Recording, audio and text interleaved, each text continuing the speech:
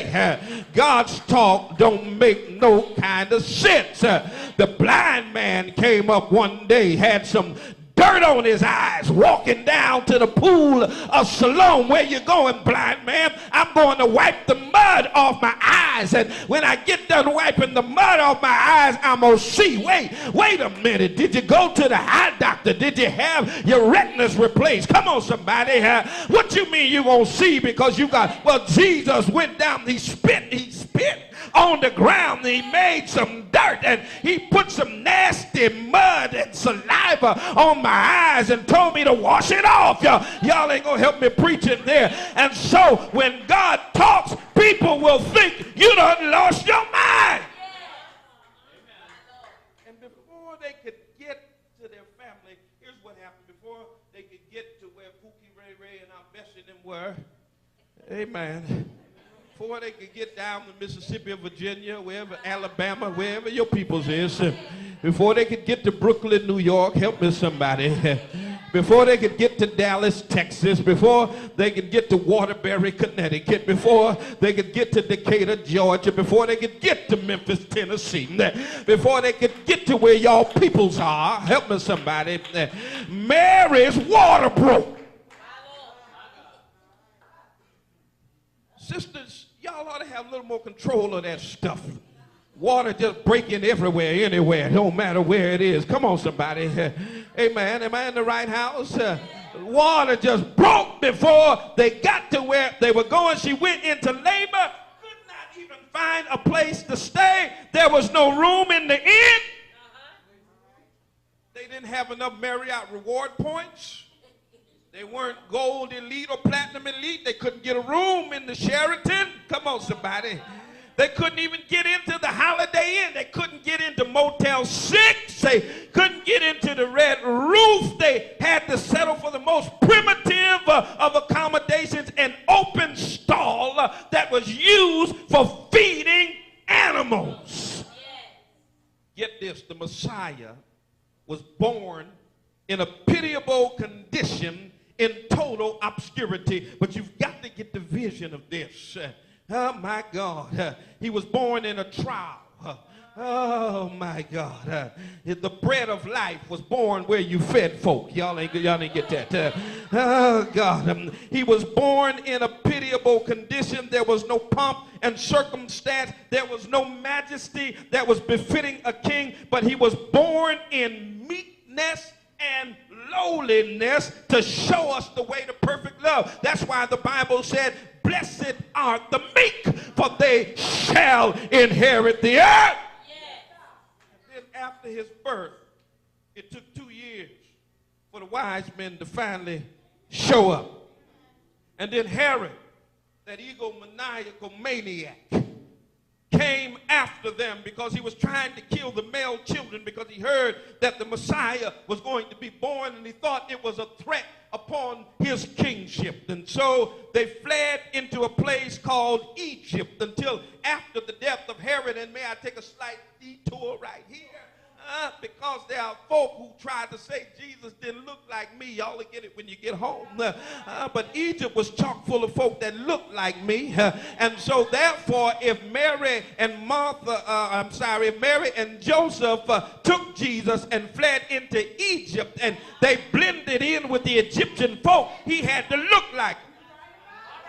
Y'all ain't gonna help me preach in here. Let me get back to my sermon already in progress.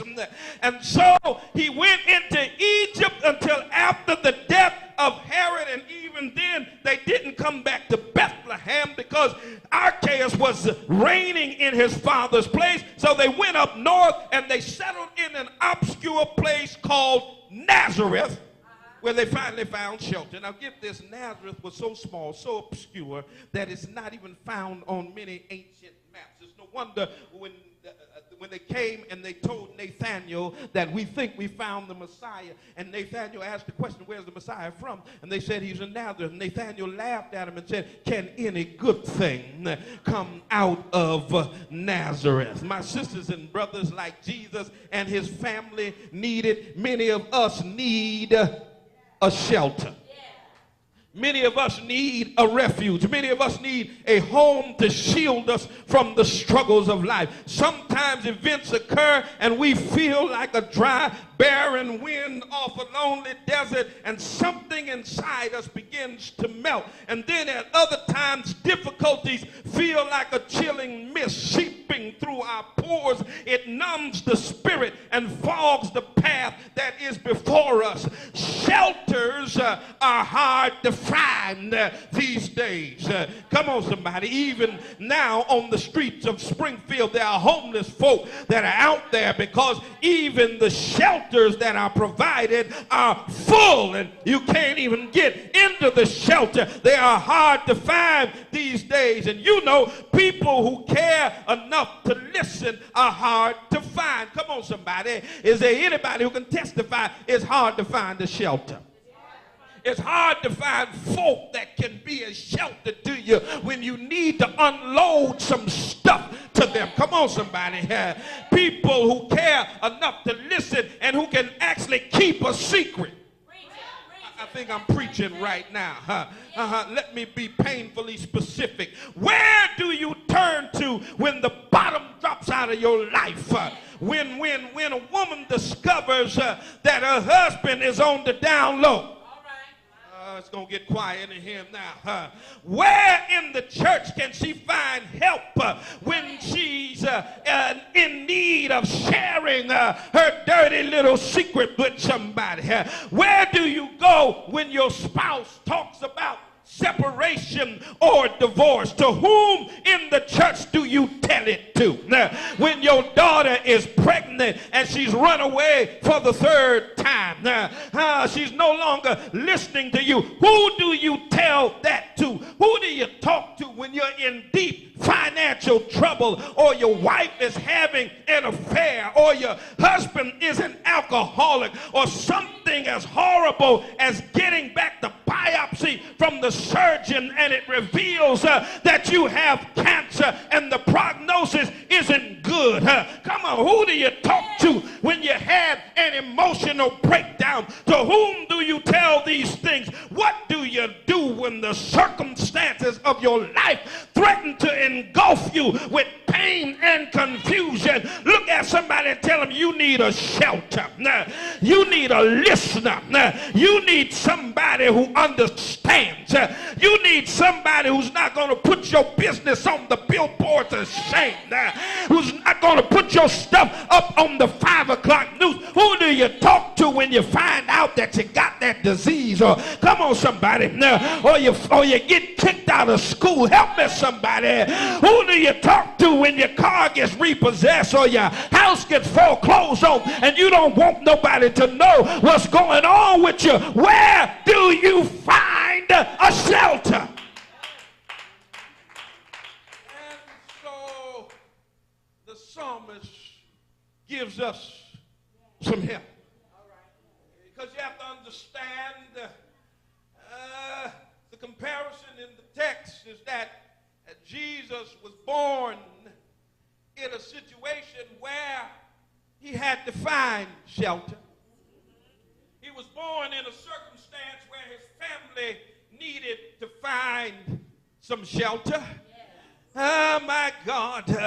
But notice here that the one who needed shelter is the one that becomes the shelter.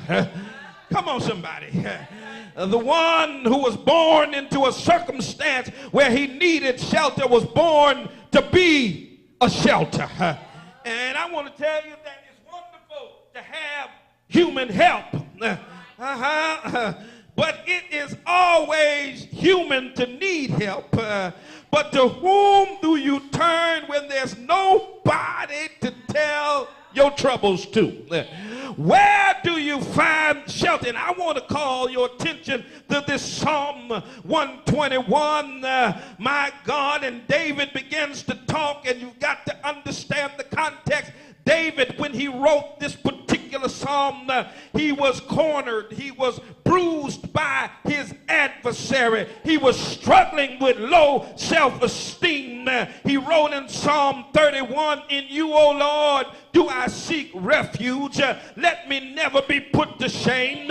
In your righteousness, deliver me. Incline your ear to me. Rescue me speedily. Be a rock of refuge for me, a strong fortress to save me. And so David cries out for a refuge. And the Hebrew term refuge, it speaks of safety, it speaks of security, and it speaks of secrecy. Come on, somebody. You see, you cannot have a shelter or a refuge if everybody knows where you are. It speaks of security, it speaks of safety, and it speaks of secrecy. And so he tells God that he was looking to him to be a refuge and a shelter in his time of need. And so Psalm 121 is called a psalm of ascent. What do you mean ascent? You see, Jerusalem was a city that sat upon a hill. My God, if you were looking at Jerusalem from the Kidron Valley, you were down low. But to get up to the Temple Mount, my God, to the Holy of Holies, where the temple of God was, you had to climb upward. And so the 121st Psalm is a psalm of ascent. It is a journey up to the high place of the temple. Notice in Psalm 120, it unfolds with God's people still being far from home. And then David looks to the hills off in the distance and wonders and fears what might be on the other side. And he anticipates a long and arduous journey ahead and wishes he could be home in the blink of an eye. Is there anybody in here who's in a situation that you wish could change in the blink of an eye? Is there anybody in here in a situation that you wish was different yesterday? Oh my God, that you wish had changed last month or the month before. But you know, life can change in the blink of an eye. Do I have a witness? One moment all is well. We go to the office, but then our job has been deleted. Help me somebody. We go to a routine doctor's visit and our health is more serious than we imagined. You thought you and your spouse were fine, but you learned through a third party that you're really not.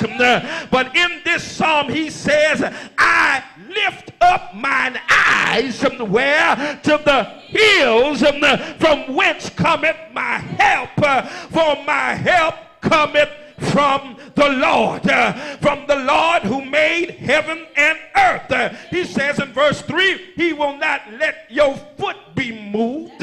He who keeps you will not slumber. Behold, he who keeps Israel will not slumber nor sleep.